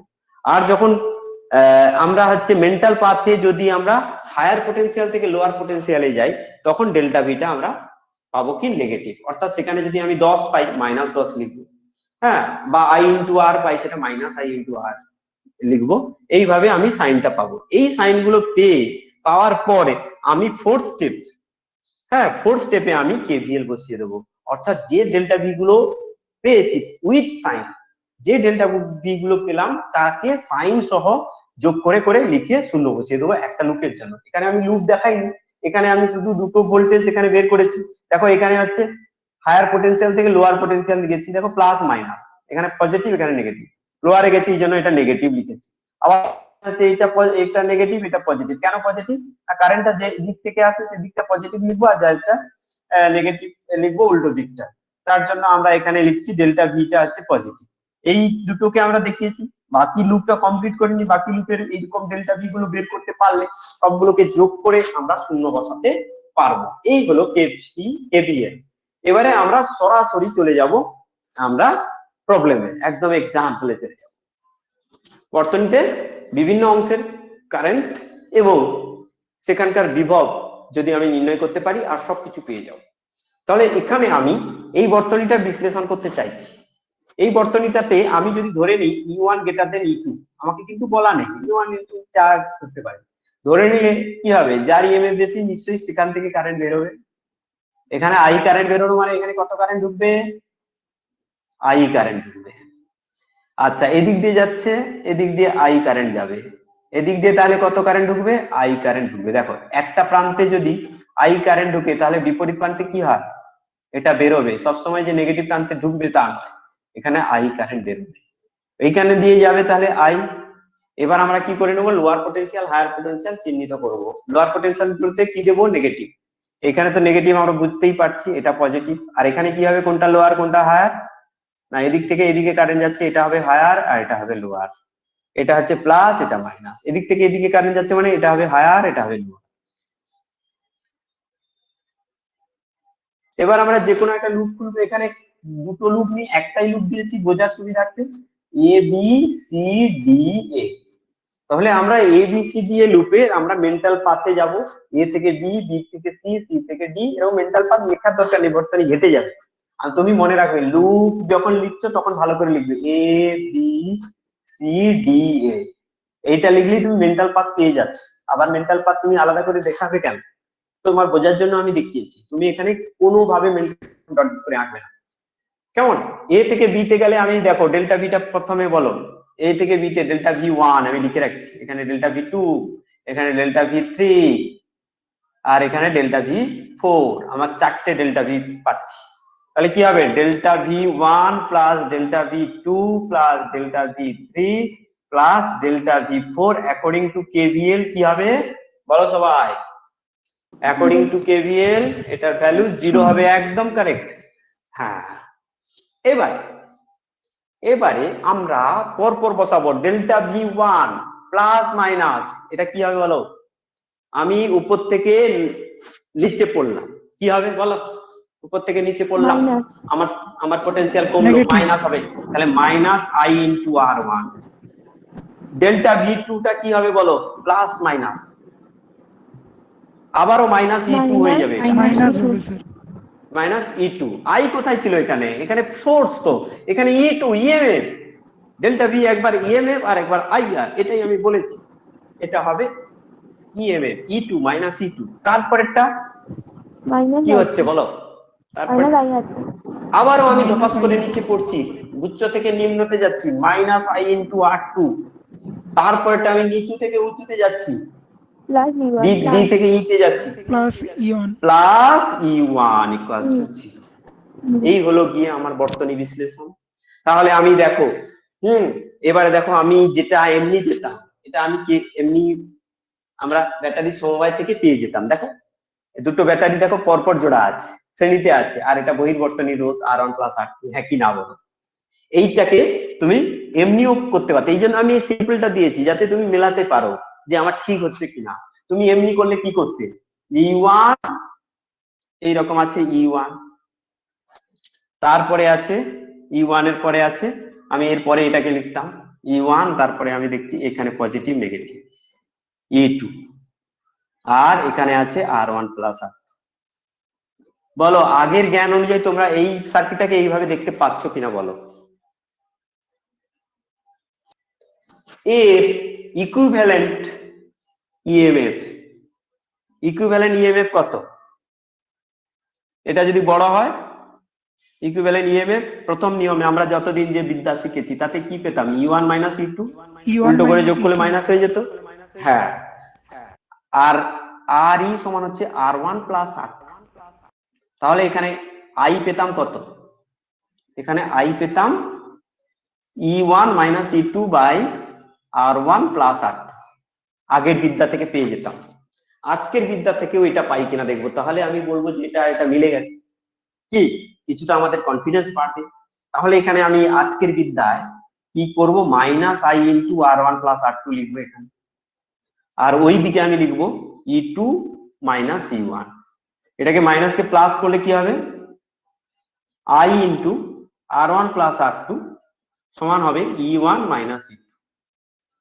তারপরে লিখবো, অতএব লিখে দেবো এবারে লাস্টে I equals to E1 minus E2 by R1 plus R2। মিলে গেল? হ্যাঁ স্যার মিলে গেছে। কেসিএল এর সাহায্যে কারেন্ট ডিস্ট্রিবিউশন ফার্স্ট স্টেপে আমাদের কি করতে হবে, ফার্স্ট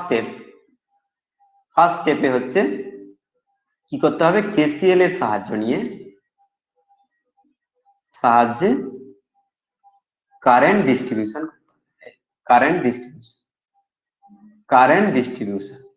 আমরা যে কোনো ভাবে ডিস্ট্রিবিউশন করতে পারি, কিন্তু সেটা কেসিএল রুল ভ্যালিড থেকে। আমরা হয়তো দেখলাম আমি I1 টা আমার মনে হলো এইদিকে নেই, I2 টা এদিকে নিব, শেষে আমরা দেখবো পজিটিভ নেগেটিভ এসছে, আমাদের উত্তর ঠিক মিলে যাবে সবার। নেগেটিভ হলে বুঝতে পারবো যে আমার কারেন্টের ডিরেকশন ওইদিকে হবে, পজিটিভ হলে বুঝতে পারবো কারেন্ট ডিরেকশনটা যেদিকে নিয়েছি সেদিকে কারেন্টটা যাচ্ছে। আচ্ছা, এখানে আমি 5 ওহম দেব, এখানে 10 ওহম দেব, আর এখানে 12 ভোল্ট দেব। এবারে আমি কারেন্ট ডিস্ট্রিবিউশনটা করছি কোন দিকে, এ বিন্দু দিয়ে দেবো, এখানে বি বিন্দু দিয়ে দেবো, আচ্ছা এখানে একটা সি দিয়ে দেবো, এখানে সি বিন্দু, এখানে ডি বিন্দু দিয়ে দেবো, আর এখানে ই বিন্দু দিয়ে দেবো, এখানে এফ বিন্দু দিয়ে দেবো। সবার দেখার সুবিধা হচ্ছে।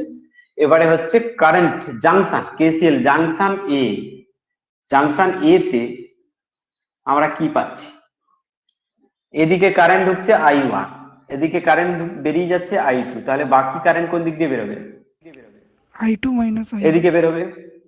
এখানে হবে I1 মাইনাস I2, এখানে হবে I1 মাইনাস I2। তাহলে এই যে ব্যাটারিটা, এদিকে কারেন্ট ঢুকবে I1 minus I2, total current এদিকে আসছে I1, এখানে ধরো 10 অ্যাম্পিয়ার যদি হতো, আর এদিক দিয়ে যদি 2 অ্যাম্পিয়ার চলে যেত, তাহলে বাকি অ্যাম্পিয়ার কোন দিকে যেত, 8 অ্যাম্পিয়ার এইদিকে যেত।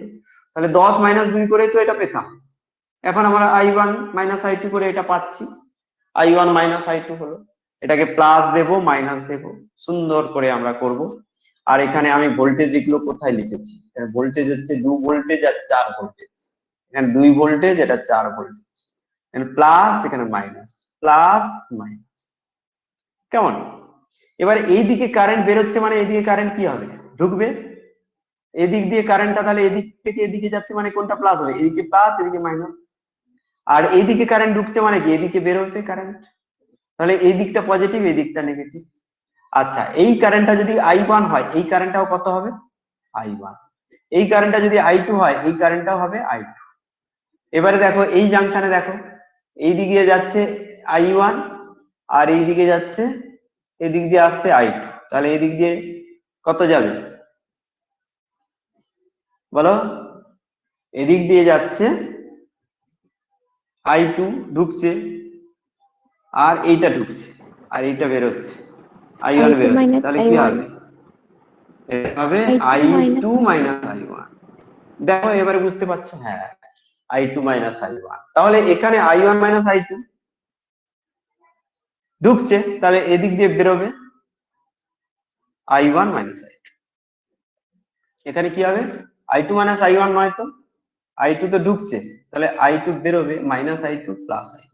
এবার ঠিক আছে, জাংশন রুল এট এ তে প্রয়োগ করে আমরা কারেন্টটা পেয়ে গেলাম, জাংশন এট রুল এট বি তে প্রয়োগ করেও আমরা কারেন্ট ডিস্ট্রিবিউশন পেয়ে গেলাম। সেটা আর আমরা এখানে ডিটেইলসে লিখতে যাব না, তাহলে প্রবলেমটা বড় হয়ে যাবে। কেবিএল কেসিএল প্রবলেম তোমাদের পরীক্ষায় দেবে, তখন তোমাকে জাংশন রুল প্রয়োগ করে ফার্স্ট স্টেপ করে নিতে হবে। এবার সেকেন্ড স্টেপে আমরা কি করব, লুপ খুঁজবো।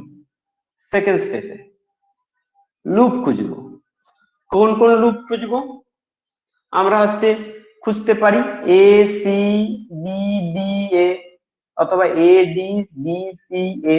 একটু একটু মানে ঘাটাঘাটি হয়ে গেছে, একটু দেখতে হবে তোমাদের ভালো করে। আমরা লুপ পাবো, loop A D B C A, এই লুপটা পাচ্ছি। ঠিক আছে, দুটো লুপ পেলেই যথেষ্ট।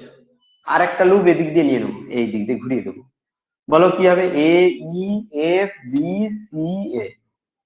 আর একটা লুপ পাবো এ ই এফ বি সি, এই দুটো লুপ পাবো।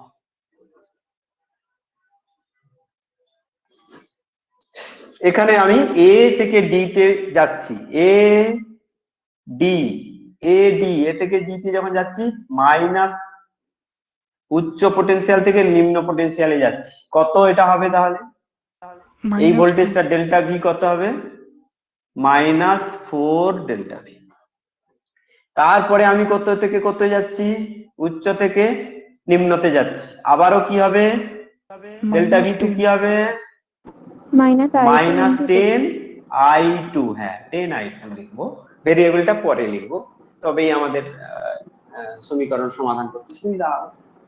ডেল্টা ভি টু হলো, এবারে আমি কোন দিকটায় যাচ্ছি, বি থেকে সি তে যাচ্ছি, তাই তো দেখো বি থেকে সি তে যাচ্ছি, বি থেকে সি তে যাওয়ার সময় কি করছি আবারও আমি, বলো আবারও আমি কি করছি minus বলো, I2 I1 হ্যাঁ আমি হচ্ছে এখানে মাইনাস, আমরা মানে ডিরেকশনটা এখানে -5 ভুলভাল I1 নিয়েছি, সব বেশিরভাগ মাইনাস আসছে মানে কি আমরা ডিরেকশনটা ভুল নিয়েছি তাই না। হ্যাঁ কিছু মাইনাস কিছু প্লাস এলে ঠিক আছে, এটা প্লাস আসে বাধ্য পরেরটা, তবেই তো টোটাল 0 হবে। তাহলে ডেল্টা ভি থ্রি কি হবে -5 ইন্টু I1, আর এটা কি হবে ডেল্টা ভি ফোর কি হবে +2 +2 ভোল্টেজ, ভি লেখা দরকার। এইগুলোর যোগফল হবে সামেশন ডেল্টা ভি 0 হয়ে যাবে। এখান থেকে আমরা কি লিখতে পারবো বলো -4 -10 I2। এটা একটু এখন বিস্তৃত করে দেখাচ্ছি, তোমরা যখন করবে পরীক্ষা তখন তোমরা এমনি পরপর করে যাবে। -4 -10 I2 -5 I1 +2 = 0। তাহলে এখানে কি হবে 5 I1 ওইদিকে নিয়ে গেলাম 5 I1, তারপরে ওদিকে নিয়ে গেলাম 10 I2। আচ্ছা এটা হচ্ছে -2, ওটাকে ওইদিকে নিয়ে গেলে +2 হয়ে যাবে, +2 = 0। দেখো তো ঠিকঠাক লিখেছি কিনা, 1 নম্বর সমীকরণ পেয়ে। দুটো লুপ দরকার, দুটো আননোন রাশি আছে, দুটো লুপ দরকার। এবারে আর এ ই এফ বি সি এ নেব বলেছিলাম, তাহলে লুপ এ ই এ বি সি এই লুপটায় যাব। প্রথমে তাহলে কোথায় যাব? এ থেকে এফ এ যাব, এই পথে যাব। কি হবে? প্রথমে ডেল্টা ভি আর লিখবো না কিন্তু, প্রথমে এবার বলো, সবাই বলো minus -12। I তারপরে তারপরটা কি হবে? তারপরটা কি হবে? -5I1। -5I1 তারপরটা কি হবে? +2 ভোল্টেজ, plus তাই তো, 2 সমান 0। আর কিছু নেই। তাহলে এখানে, আরে এটা তো সহজ হয়ে গেল। I1, হ্যাঁ I1 এখানে এটা একটাই পাওয়া যাচ্ছে, I1 এর ভ্যালু আমরা এখানে পেয়ে যেতে পারি। হ্যাঁ, এখানে সহজ হয়ে গেল। I1 এর ভ্যালুটা কি হবে তাহলে? এই দিকটা এটা নিয়ে যাব, এটা হবে -10, তাহলে 5I1 ইকুয়ালস টু হবে -10। তাহলে I1 ইকুয়ালস টু হবে 2 অ্যাম্পিয়ার। এটা 2 নম্বর সমীকরণ। কি আমরা কঠিন ভাবছিলাম, কিন্তু সহজে এসে গেল। একটা I1 পেয়ে গেলাম, এখানে পুট করে দেবো I2। তাহলে 1 নম্বর সমীকরণ থেকে কি পাবো? 1 নম্বর সমীকরণে I1 এর মান 2 ভোল্ট বসালে এখানে কি হবে? 10 plus 10I2 plus 2 equals to 0। তাহলে এটা হবে 12। এটা হবে I2 টা হবে 12 না। 1.2 অ্যাম্পিয়ার। হ্যাঁ, এখানে দেখো তো কোথাও ভুল লিখেছি কিনা। এখানে আমি যখন গেছিলাম প্লাস মাইনাস, এখানে ব্যাটারি ঠিকঠাক দিয়েছি। হ্যাঁ দেখো, এখানে হচ্ছে প্লাস মাইনাস -4, প্লাস মাইনাস -10, তারপরে হচ্ছে প্লাস মাইনাস। কারেন্ট গুলো ঠিকঠাক নিয়েছি তো? ডিরেকশন দেখতে হবে। এইগুলো হচ্ছে এদিকে কারেন্ট বের করছি, হ্যাঁ দুটো এসে কারেন্ট বের করছি, দুটো থেকে একটা থেকে কারেন্ট বের করছি, একটা থেকে। স্যার I1 সমান ঠিক আছে, -2 হবে, -2 হবে। হ্যাঁ ভেরি গুড। এইটা ভুল লিখেছিলাম, দেখেছো? আমি তাই ভাবছি। তাহলে এখানে হবে, এই জায়গাটায় -10 হবে, বলো এবার ঠিক লিখেছি তো? তাহলে 10I2 ইকুয়ালস টু হবে, এইদিকে হচ্ছে -8, ওদিকে না গেলে স্যার, 8, না তাহলে স্যার, -5I হবে, 1 হবে।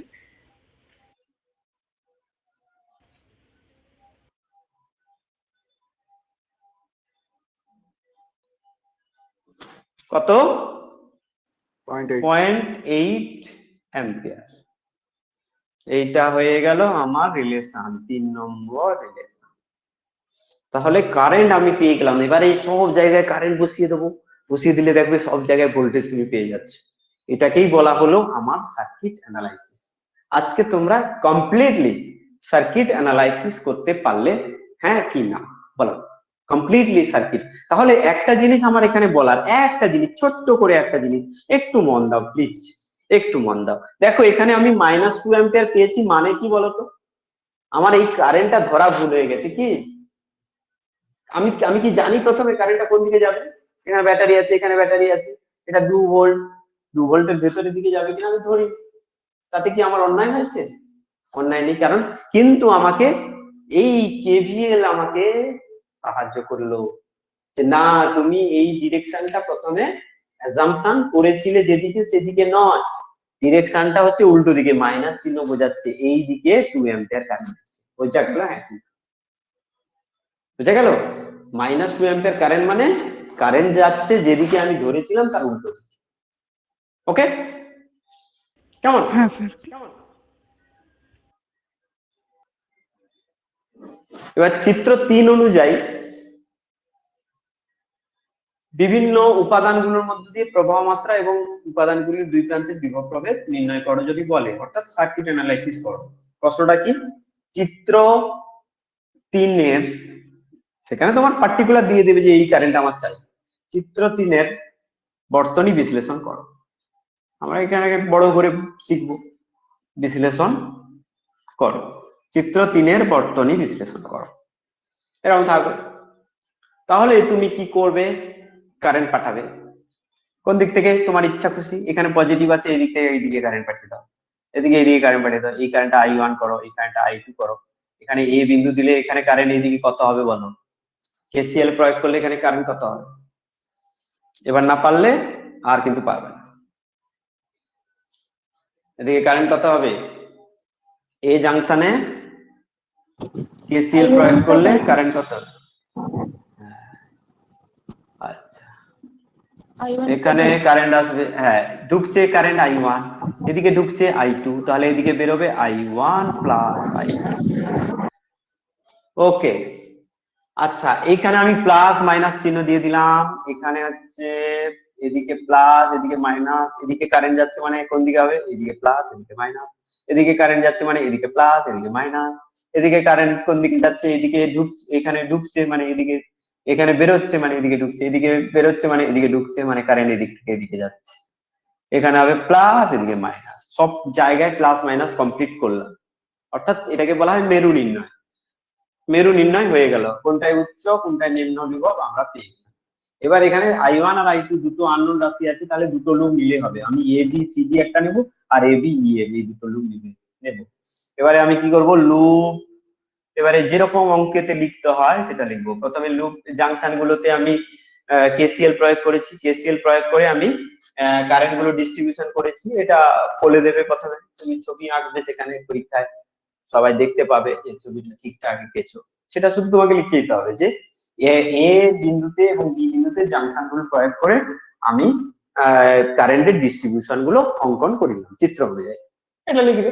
এবার loop A B C D A, এই লুপে আমি ডেল্টা ভি গুলো আর আলাদা করে কি লিখবো না, আমি তো এখন সেরা হয়ে গেছি। কি আমরা সেরা হয়ে গেছি, বলো সেরারা বলো। এখানে হচ্ছে এ থেকে বি তে গেলে কি হবে, কেউ একজন বলো, পজিটিভ হবে না নেগেটিভ হবে? নেগেটিভ। ভেরি গুড, নেগেটিভ হবে। কত সঙ্গে গুণ হবে, 2 এর সঙ্গে I1 plus I1 plus I2। Very good. এবার বি থেকে আমি সি তে যাব, কিছু নাই। এবার সি থেকে ডি তে যাব, প্লাস হবে না মাইনাস হবে? প্লাস 10 হবে। হ্যাঁ, নিম্ন থেকে উচ্চতে যাচ্ছে, তারপরে আবার উচ্চ থেকে নিম্নতে যাচ্ছে, প্লাস হবে না মাইনাস হবে? মাইনাস হবে। মাইনাস 2 ইন্টু I1, হ্যাঁ I1 ইকুয়ালস টু 0। এবারে তাহলে আমি minus 2i minus 4i1 minus 2i2 plus 10 equals to 0। এখান থেকে, আচ্ছা এটা বড় করে লেখা হয়ে গেল, এটা ছোট করে দিই। এখানে লুপ আর একটা লুপ আছে তো হিসাব করতে হবে। এই তাহলে কি হবে, আরেকবার লিখছি আমি, প্লাস মাইনাস তাহলে কি হবে, minus 2 into I1 plus I2, ছোট করে লিখতে হবে। তারপরে হচ্ছে plus 10 minus 2i1 equals to 0।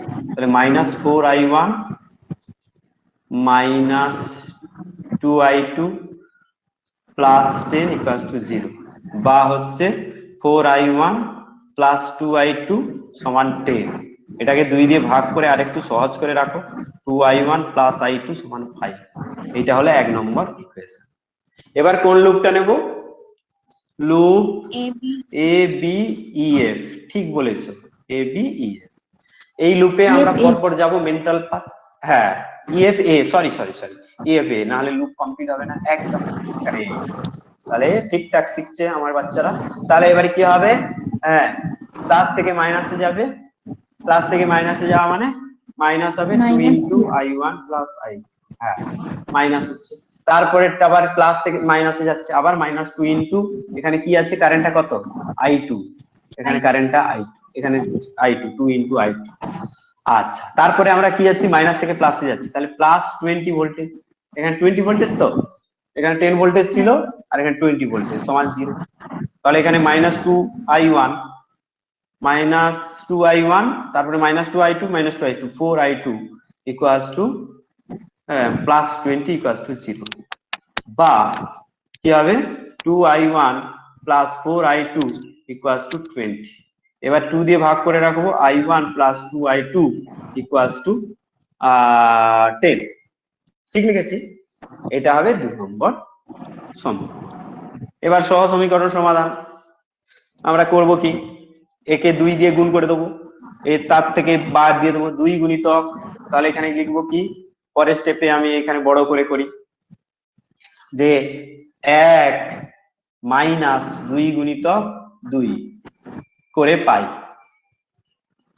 তোমরা স্থির চিহ্ন দিয়ে দাও, আমরা করে পাইটাই লিখতাম ছোটবেলায় যখন অঙ্ক করতাম। তাহলে I1 কেটে যাবে, I2 মাইনাস 4i2, দেখো আমি 2 গুণ করেছি, i1 minus 2i1 minus 2i1 কেটে গেছে, i2 এখানে আছে, এখানে 2 গুণ করলে 4i2 ইকুয়ালস টু হবে 5 মাইনাস 20। ঠিক লিখেছি কি? হ্যাঁ কি না বলো, ঠিক লিখেছি কি না বলো। তাহলে এখানে হবে মাইনাস 3i2, এখান থেকে বা দিয়ে লিখবে তোমরা, খাতায় জায়গা আছে, আমার এখানে বোর্ডে জায়গা নেই। তাহলে 3i2 মাইনাস 3i2 সমান মাইনাস 15, তাহলে 3i2 সমান 15। তাহলে i2 ইকুয়ালস টু হবে 5 অ্যাম্পিয়ার।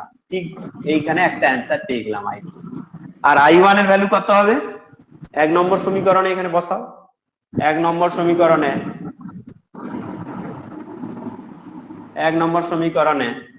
i2 ইকুয়ালস টু 5 বসিয়ে পাই।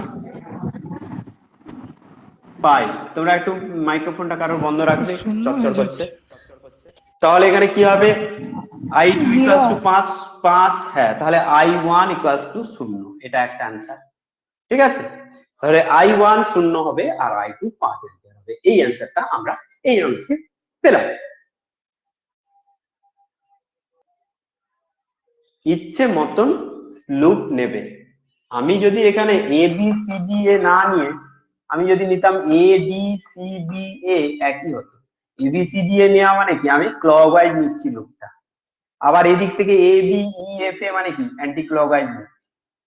আমি ইচ্ছা খুশি, আমার যেখানে যেমন সুবিধা, ক্লকওয়াইজ অ্যান্টি ক্লকওয়াইজ যা খুশি নেব, তাতে কোনো অসুবিধা হবে না। টোটাল আমার ডেল্টা ভি গুলোর যে সাইন বের করছি সেটা ঠিক করে তাদের যোগফলকে চির বসালেই হলো। হ্যাঁ, তাহলে এক্সাম্পল 4, চিত্র 4 এর বর্তনী। চিত্র 4 এর বর্তনীতে বলা আছে এরকম একটা বর্তনী আছে, যে বর্তনীতে এ বিন্দুতে 2 ভোল্ট মাত্র ভোল্টেজ দিয়েছি, আর বি আর সি গুলোকে গ্রাউন্ড করে দিয়েছি, মানে এগুলো সব 0 ভোল্ট গ্রাউন্ড করে দিয়েছি। এবারে আমি এই পয়েন্টটাকে, আমি দেওয়া নেই তো কি হয়েছে, আমি নিজে ডি বিন্দু নাম দিয়ে দেবো। এবার ডি বিন্দুতে কেসিএল প্রয়োগ করব।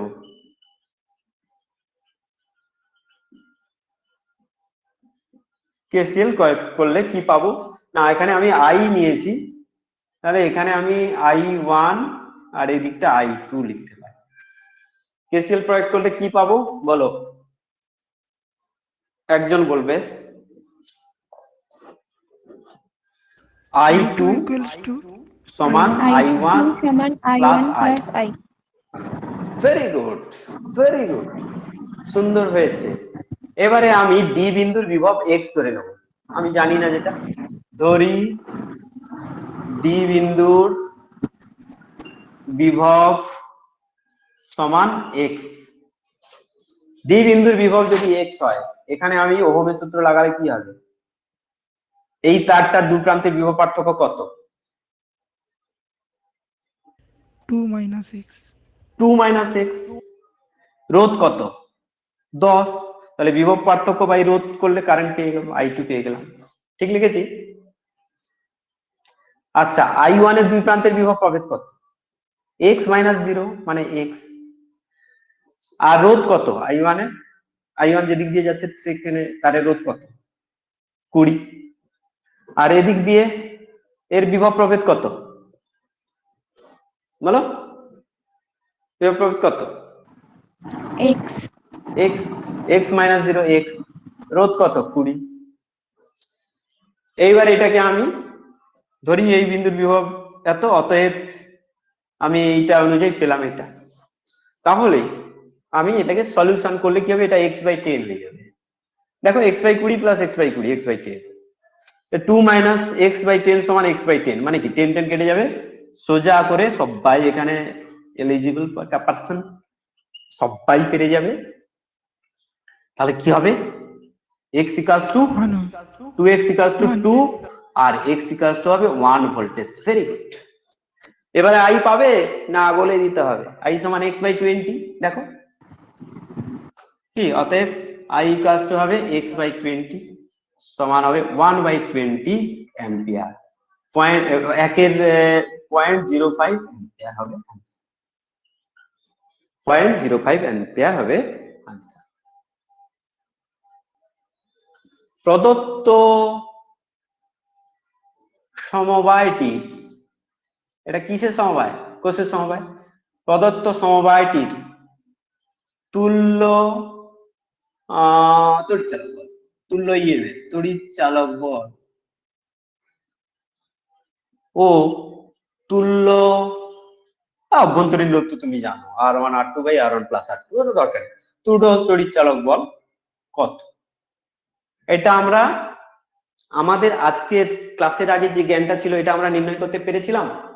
পারিনি। 4 নম্বর আমরা 0 আওয়ার্স ওয়ার্কে দিয়েছিলাম, একই না বলো? 4 নম্বর 0 আওয়ার্স ওয়ার্কে এটা ছিল, পারিনি। কিন্তু এখন আমরা পারবো কেন? আমরা কি জানি এখন? কেভিএল কেসিএল জানি। তাহলে আমরা সার্কিটটাতে, আমরা এই সার্কিটটা খোলা রেখেছি, খোলা বর্তনীতে রেখেছি। এবার সার্কিটটা থেকে আমি E1 টাকে বড় ধরলে কি হবে? এই দিকে কারেন্ট বের করবো, I1 যাচ্ছে, তাহলে এই কারেন্টটা I হলে এটাও I হবে, এই কারেন্টটা ঢুকছে। আর আমরা একটা কোষের মধ্যে কারেন্ট যতটা ঢুকে ততটা কি, ততটা বেরোয় বলে জানি। এখানে যতটা বেরোচ্ছে ততটা ঢুকছে বলে জানি। তাহলে এই সার্কিটে কারেন্ট হলো I। এখানে আর I1 I2 গল্প নাই, তার মানে খুব সহজ হয়ে যাবে, ব্যাপারটা বোঝাই যাচ্ছে। এবারে আমরা কেভিএল প্রয়োগ করার আগে আমরা এগুলোকে চিহ্নিত করব। এই দিকটাকে এ বি দিয়েছি, এই দিকটাকে সিডি দিয়ে দিই, আর এই দিকটাকে না, এই দিকটাকে সি কেন দেবো? এটা তো উচ্চ। এই দিকটা সি দিয়ে দিই, এই দিকটা ডি, এসি ডিবি, হ্যাঁ। আর এখানে আছে ইএফ, যা ইএফ হলো। এবারে আমরা কি করব? লুপে যাব। লুপে গিয়ে আমরা কি করব? টোটাল ভোল্টেজটা 0 করে দেবো। আমরা কোথা থেকে লুপ শুরু করব? কার কি পছন্দ বলো, মনের ইচ্ছাটা বলো। বি থেকে শুরু করি নাকি? বি ডি সি এ, হ্যাঁ, বি ডি সি এ ই এফ বি, বড় করে লুপ। হ্যাঁ, এই লুপ, লুপে কেভিএল প্রয়োগ করে পাই।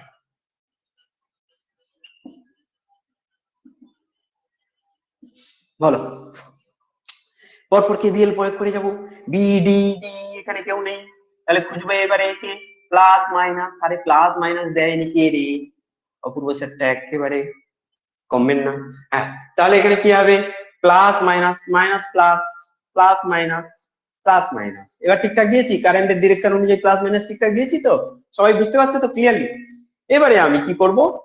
প্রয়োগ করে যাব কেভিএল ডেল্টা ভি। এখানে ডেল্টা ভি কি হবে? প্লাস মাইনাস, উঁচু থেকে নিচুতে যাচ্ছি, কি হবে? উঁচু থেকে নিচুতে যাচ্ছি, minus I into R1, I into R1। তারপরে হচ্ছে প্লাস মাইনাস প্লাস, দেখো এই পথে যাচ্ছি, মেন্টাল পাথ, মাইনাস প্লাস কি হবে? তোমরা বলো, একটু তাড়াতাড়ি বলো। Plus E1। তারপরটা কি হবে?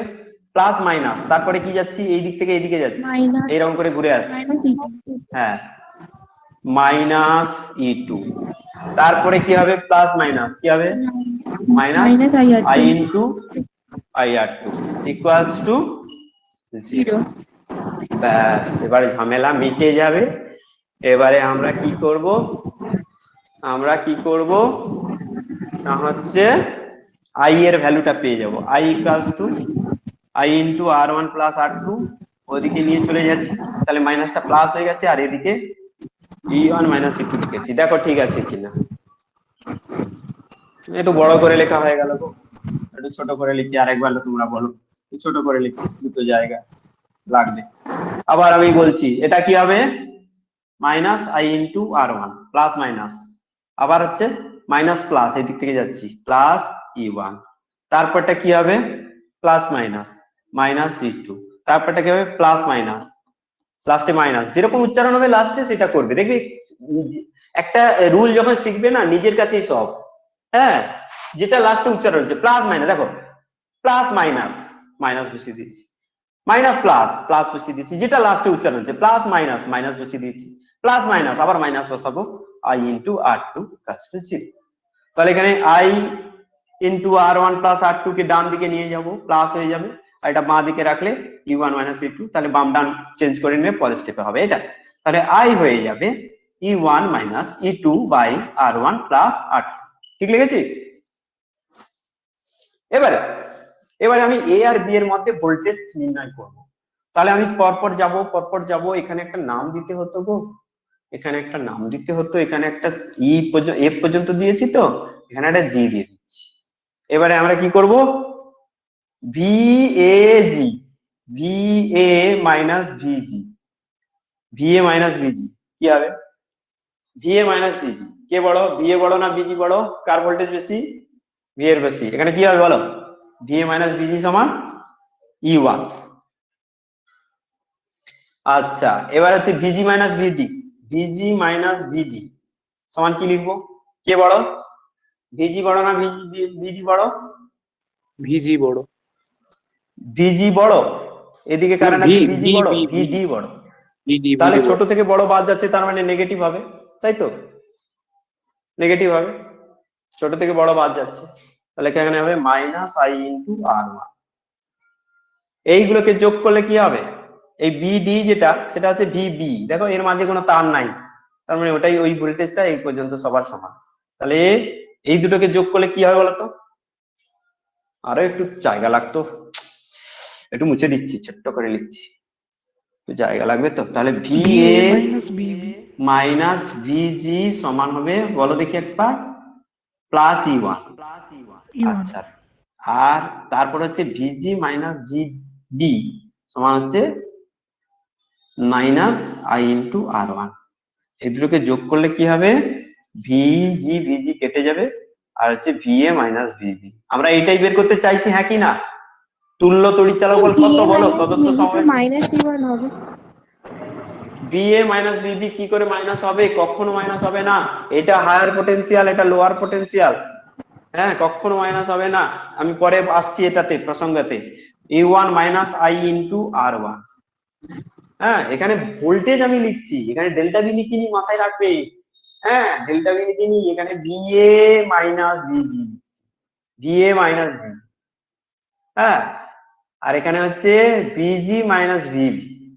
ঠিক আছে আমি বলছি, আমি সমস্তটা বলে দেবো, টেনশন নেওয়ার দরকার নেই। এখানে কি হবে, ই1টা ই1 লিখবো, আর আইটা এখান থেকে লিখবো, এটা 1 নম্বর সমীকরণ, আর এটা 2 নম্বর সমীকরণ। এবার 2 নম্বর সমীকরণে 1 নম্বরের মান বসিয়ে পাই ভিএ মাইনাস ভিবি, এটাই হচ্ছে তুল্য তড়িৎচালক বল, I E1 minus E2 by R1 plus R2 into R1, এখানে R1 গুণ হবে। এবারে কি হবে, এখানে কি হবে, E1 R1 E1 R2, এটা হবে মাইনাস E1 R1, তারপর হবে plus E2 R1 by R1 plus R2।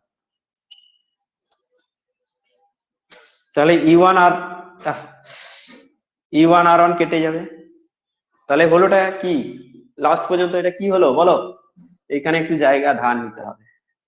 এখানে কি হবে, ভিএ মাইনাস ভিবিটা কি, এটাই হচ্ছে তুল্য তড়িৎচালক বল, ই ইকুইভ্যালেন্ট, হ্যাঁ কি না বলো, এ আর বি এর মধ্যে যে বিভব প্রভেদ সেটাই তো তড়িৎচালক বল, এটা কি বাইরের সার্কিটের সঙ্গে যুক্ত করা আছে, নেই, তাহলে বাইরের সার্কিটের সঙ্গে যদি যুক্ত না করা থাকে তাহলে কি হবে, E1 R2 minus E2 R1 by R1 plus R2, এইটা হলো গিয়ে আমাদের আনসার, টানটানান।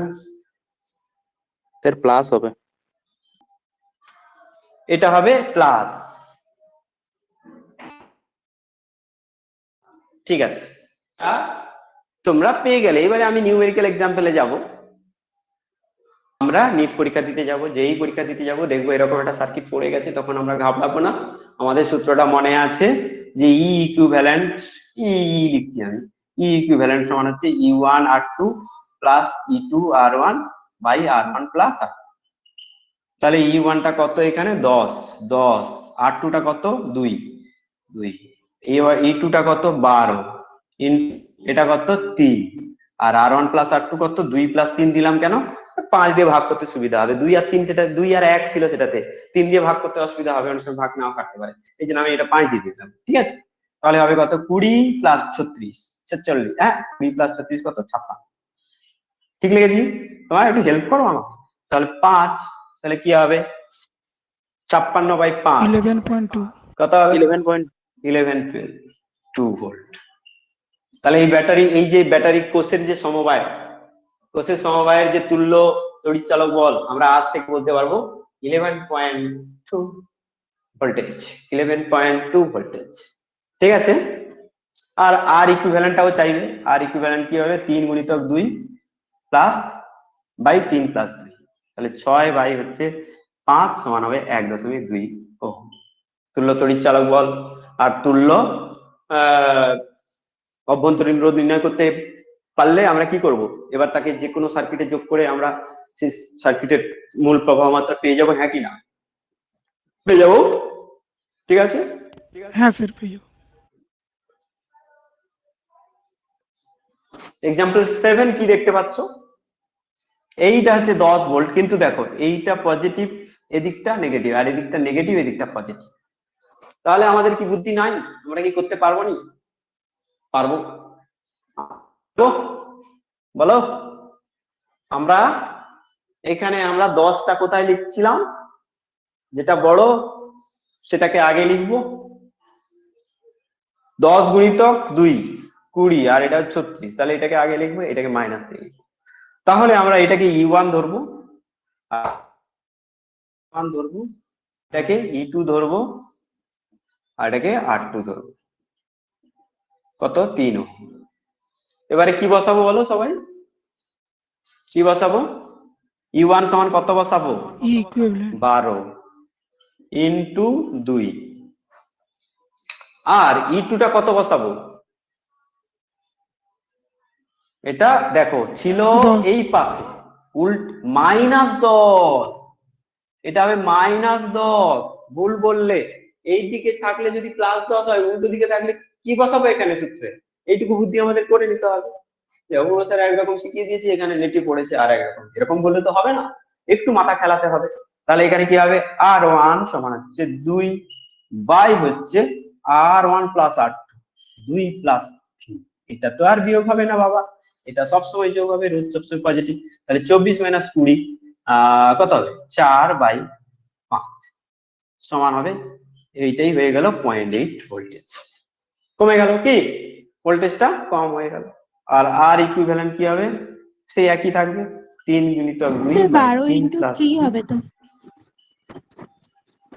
12 ইন্টু, ও আচ্ছা আচ্ছা আচ্ছা 12 ইন্টু, তাই বলি এত কম হচ্ছে কেন। 12 3 36 মাইনাস 20, হ্যাঁ 12 3 36 16/5, 16/5 মানে কত হবে বলো তো, বলো? 3.2 এইটা হবে 3.2 answer, very good, thank you. আর এটা হবে 6/5 সমান হবে সেই 1.2 ওহম।